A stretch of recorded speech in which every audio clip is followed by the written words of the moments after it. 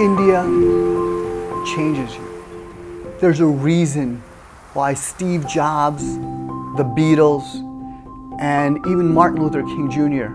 came to India. It is because India changes you. And I think what I learned is that even though the country feels like it's in chaos, things get done. And you have to embrace it if you're going to move forward in life.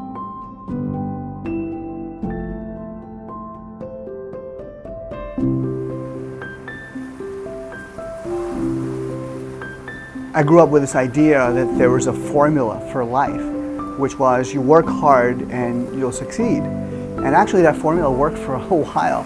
I grew up with not much. I moved here to America with my parents with only $75 in my pocket. I studied, I worked hard, I got my first job at the bottom as a sales rep for a very big company. And I worked hard and I succeeded. I became a #1 sales rep. I moved up the corporate ladder.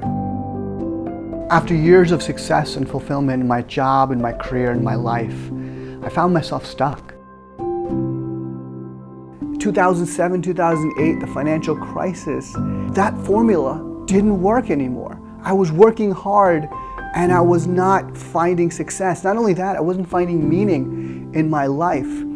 And I was stuck.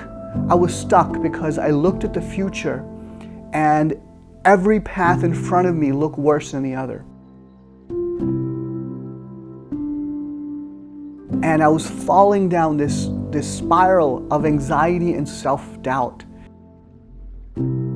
And just as I was falling down this spiral, I got a call from a friend. He said, "Bob, I'm going to India. Can you come with me and show me around?" I said, "Ben, you don't need me to show you around. I'm not a tour guide." And he said, no, come with me. I'm going on a business project. And so I said, yes. I said, fine, yes, to help a friend figure out India. So I accompanied him to India. We went to India. We spent a week there. We met lots of people. At the end of the week, we're about to come back home to America, to New York. And Ben says to me, "Bob, I don't get it. How does this country work? How does anything get done when there's so many people? There's so much uncertainty. You never know what's going to happen. How do you work in that environment? How do you live in that environment?" And I smiled and I said, "Ben, have you ever been to an Indian wedding?" And he said, "No." "What does that have anything to do with it?" And I said, "Well, it's very instructive because Indian weddings are massive, hundreds of people, most of whom you don't know. But 8 hours or sometimes 2 days later, 2 people get married. Everything works out in the end, Ben. Everything works out in the end. If you focus so much in the order in things, if you focus so much on what's coming next, you're going to miss the best time of your life. You have to embrace the chaos. Otherwise, you're going to miss the best time of your life. You have to enjoy the ride and go with the flow." And I realized on the flight back to America, back home to America that day, I realized, I needed to do that in my own life. Here in America, at home, in New York City. And so I got busy. I set a very bold goal for myself in my crazy, uncertain job and career. I set this bold goal, started learning again, started discovering myself. And on those trips back and forth from India, from that point, I'd gone to India for work, and I learned something new every single time. And as a result, I was able to reduce my stress, reduce my anxiety, and I became better. I became better from the inside, and I realized, the environment didn't change. I changed.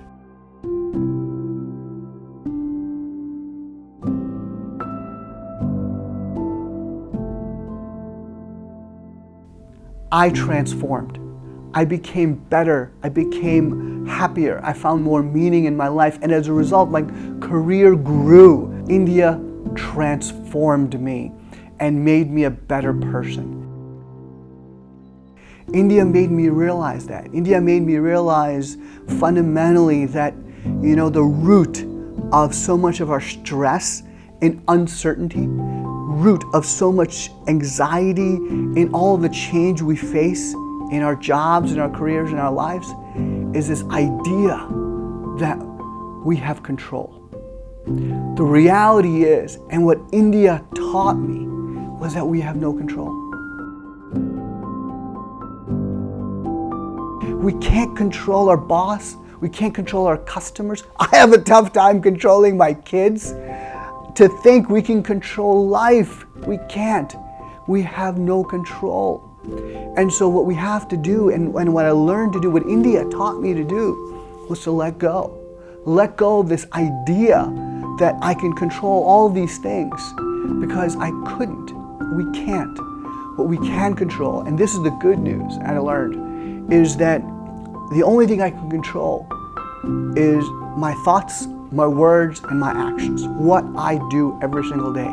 That is within my power and my control. And so in all the change and uncertainty I was dealing with in my job, my career, in my life, I realized to let go of trying to control all of those things, and I became better at controlling myself. So that's what I learned from India, and what I'd like to do is to have that experience be shared with you. I want you to experience what I experienced in India. If you're stuck, if you're overthinking a lot, if you're in that place where you're not sure which way to go in the future, in your forward motion, if you are unsure and uncertain about yourself, I want you to take a trip with me. I'm inviting you to come to India, to experience India, to see what life is like here, to learn to let go, to adapt, to learn to bring confidence, the best part of yourself out of you, to transform. I'm inviting you to have a transformational travel to India with me. We're not going to take a tour. What we're going to do, have a journey from the inside. The way you have the journey from the inside is to see life in its rawest form. I think that's really the key, is that, I don't teach you anything. I help you grow. India helps you grow. And you do it through dialogue. You do it through walking about and seeing different things and meeting people. We'll go and experience what the food, we'll experience the people, we'll experience business, we'll experience life, but most of all, you'll experience yourself. And I think that's that transformation, the inner transformation that India did for me. I want to be able to share it with you. So come join me in an Embrace the Chaos with Bob for an India experience.